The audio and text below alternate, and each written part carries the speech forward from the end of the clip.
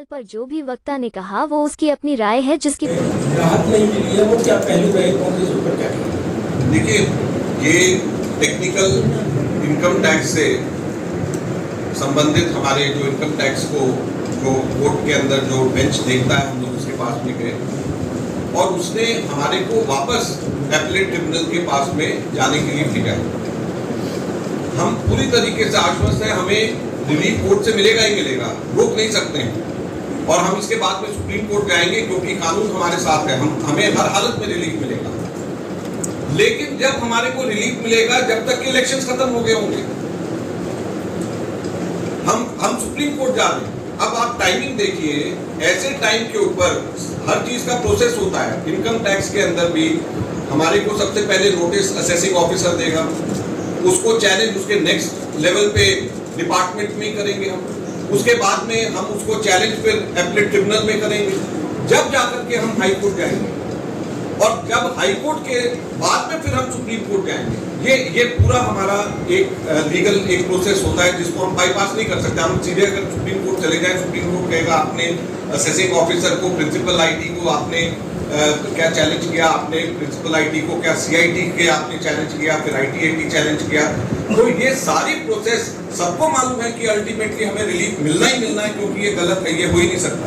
लेकिन जब तक कि चुनाव निकल जाएगा और डेमोक्रेसी खत्म हो जाएगी, उस टाइम के ऊपर कौन इन सब चीजों को देखेगा, ये हमारा कहना है। माकन साहब, आप लोगों ने चुनाव आयोग से कंप्लेन किया था इस इशू को भी लेकर के कि आपके अकाउंट फ्रीज हुए हैं। एक हफ्ते से ज्यादा हो गया, चुनाव आयोग का रिस्पांस क्या है इस पर? हम वेट कर रहे हैं चुनाव आयोग इसके ऊपर कोई कार्रवाई करे, क्योंकि चुनाव आयोग का भी ये दायित्व बन जाता है, फ्री एंड फेयर इलेक्शन कराना चुनाव आयोग का भी दायित्व है। तो चुनाव आयोग के पास में भी उनका भी दरवाजा हमने खटखटाया और ये इससे बड़ा स्पष्ट, हमने आपको बड़ा स्पष्ट दो चीजें बताई कि हमसे अननेसेसरी डिमांड हमारे से रेज किया जा रहा है और दूसरा हमने कहा कि बीजेपी खुद एट डिफॉल्ट है और उसको एकदम से साथ छोड़ा जा रहा है। सिर्फ कांग्रेस पार्टी क्यों ऐसी चुनी जा रही है जिसको पेनलाइज किया जा रहा है। और मैं आपको और एक बताना चाहूंगा, 1993-94 का आप लोग पता कराएं, कुछ और ऑपोजिशन पार्टी को भी नोटिस आए। 93-94 के कुछ और ऑपोजिशन पार्टीज को भी नोटिस आने शुरू हो गए हैं, जो कि बीजेपी के opposition party.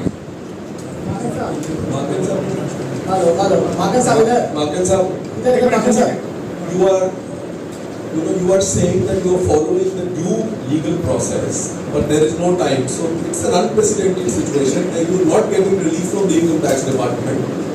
And on the other hand, you are saying, since there is no time, so are you not moving to Supreme Court immediately in such unprecedented circumstances? We are moving to the Supreme Court. It's just because there was a long weekend holiday, we didn't do it. But the first thing early next week is we are approaching the Supreme Court. Sir इधर भी एक minute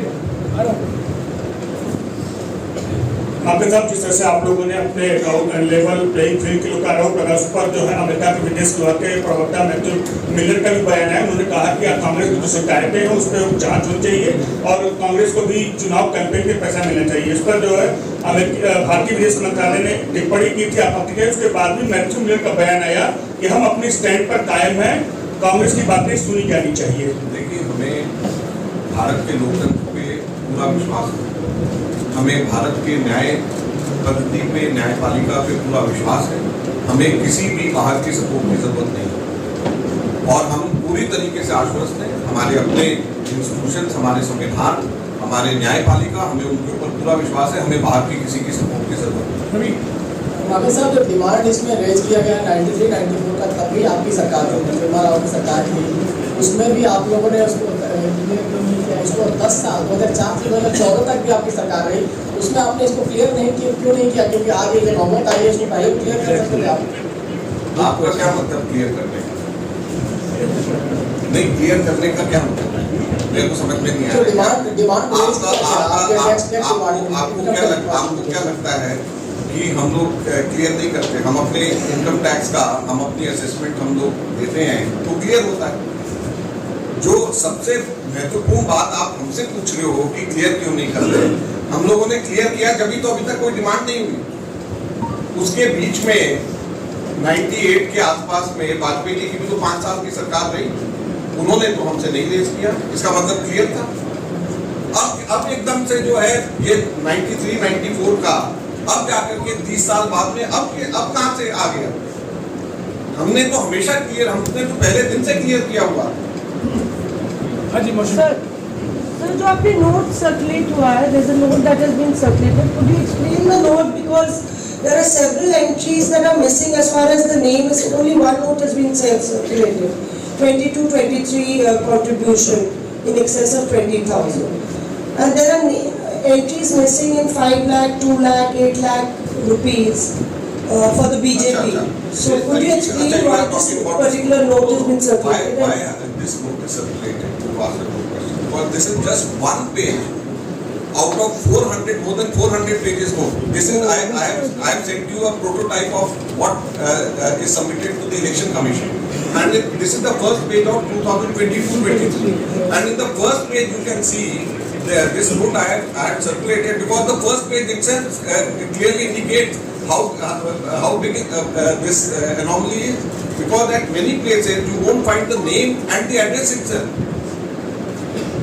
So imagine on one page, the first page, if you can see such discrepancies, what would be the fate in the rest of the pages? It is a 400-page document, out of which this is just 1 year.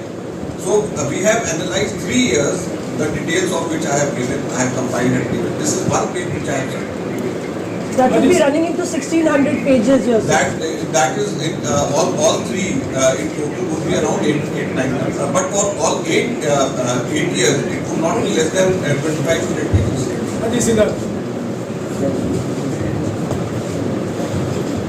Sir आप कह रहे हैं कि supreme court आप जाएंगे, high court जब तक आपको राहत नहीं मिली है, कितने आश्वस्त है कि सुप्रीम कोर्ट में आपको राहत मिल पाएगी। उसके बाद आपने एक महत्वपूर्ण बात कही कि और भी विपक्षी दलों को इस तरीके के नोटिस आ रहे हैं, तो क्या कांग्रेस पार्टी उन सभी विपक्षी दलों से रीच आउट करके कॉमन मोर्चा बनाकर इस चीज़ को आगे बढ़ाएंगे, और क्या ऑप्शन आप लोग के पास बचता है? देखिए, इसमें हम लोग जो हैं इसको, ये लोकतंत्र पे हमला है। सबसे बड़ी बात हमको ये समझना चाहिए, हमारे फाइनेंसेस इस तरीके से, अगर अब इसका नेक्स्ट स्टेप हमारा अकाउंट फ्रीज कर है, तो जैसे हमारा 1 महीने पूरा इन्होंने 280 करोड़ के करीब हमारे अकाउंट को फ्रीज रखा, जिसमें से 135 करोड़ रुपए निकाल करके ले गए। ये तब की बात है जबकि 135 करोड़ की डिमांड थी। अब 1823 करोड़ की डिमांड है, तो आप सोचिए कि ये कहाँ तक, किस एक्सटेंट तक के जा सकते हैं। तो ये लोकतंत्र पे हमला है। तो इसको हम लोग चाहे सड़क के ऊपर उतर करके लड़ने के लिए लाइक माइंडेड पार्टीज के साथ में, इससे बड़ा हमला लोकतंत्र पे मैं नहीं समझता कि आज तक के कभी भी हुआ होगा। और इसलिए हम लोग इसको सीरियसली बोल रहे हैं, क्योंकि आपको समझ लेना चाहिए कि इलेक्शंस के दौरान में हम लोग अगर अपनी पब्लिक मीटिंग्स के ऊपर पैसे हम नहीं खर्च कर सकते, कैंडिडेट्स को हम अपने RTGS नहीं हम भेज नहीं सकते, हम लोग एडवर्टाइजमेंट हम लोग आप लोगों को नहीं कर सकते, तो हम लोग किस तरीके से, को उधार पे तो हम लोगों को पैसे देगा नहीं। तो ये बहुत बड़ा हम लोगों पे हमला है। हम लोग राइट माइंडेड पार्टीज के ऊपर से भी हम लोग बात करेंगे, बाकियों को जिनको नोटिस कईयों को आया है, तो हमें पता चला ये एकदम रिसेंट डेवलपमेंट है, कल ही कि हम लोगों को भी कल ही ये सारे नोटिस आए हैं, और ऑपोजिशन पार्टीज को भी नोटिस आ रहे हैं। तो ये रिसेंट डेवलपमेंट है, हम राइट माइंडेड पार्टी से बात करेंगे। सुप्रीम कोर्ट में हम इसलिए आश्वस्त हैं क्योंकि हमें उम्मीद है कि सुप्रीम कोर्ट डेमोक्रेसी को किस तरीके से बचाया जा सके, उस चीज को ध्यान में रख करके इस बात को देखेगा। ये सिर्फ टैक्सेशन मैटर की तरह नहीं इसको लिया जाना चाहिए। मैं एक चीज जोड़ना चाहता हूँ, जो मक्की जी ने कहा है, ऐसे नोटिसों से हमें हमारे मनोबल पर कोई असर नहीं होगा। हमारा चुनाव प्रचार चलता रहेगा। कुछ 2 दिन पहले हमने एक अभियान, मेरे विकास का 2 हिसाब अभियान की शुरुआत की। 3 तारीख को घर घर गारंटी कार्यक्रम शुरू होगा। तो इस पर कोई शक नहीं होना चाहिए कि ऐसे नोटिसों से जो अभी हम गुजर रहे हैं, जो नोटिस आफ्टर नोटिस आ रहा है, सीताराम केसरी जी के ज़माने के नोटिस आए हैं, उसके पहले उमाशंकर दीक्षित के ज़माने के नोटिस आएंगे, और हम इंतज़ार कर रहे हैं जमनालाल बजाज जो कोषाध्यक्ष जी थे जब महात्मा गांधी नेतृत्व करते थे, जमनालाल बजाज के समय के भी नोटिस हमें आएंगे, हम उसका इंतजार कर रहे हैं। पर हमारे मनोबल पर इसका कोई असर नहीं होने वाला है। हमारा चुनाव प्रचार चलता रहेगा, हम और आक्रामक होंगे, हम डरने वाले नहीं हैं, क्योंकि जो डरा रहे हैं वो खुद डरे हुए हैं। हाँ जी, आपका बाकन जी इधर मेरे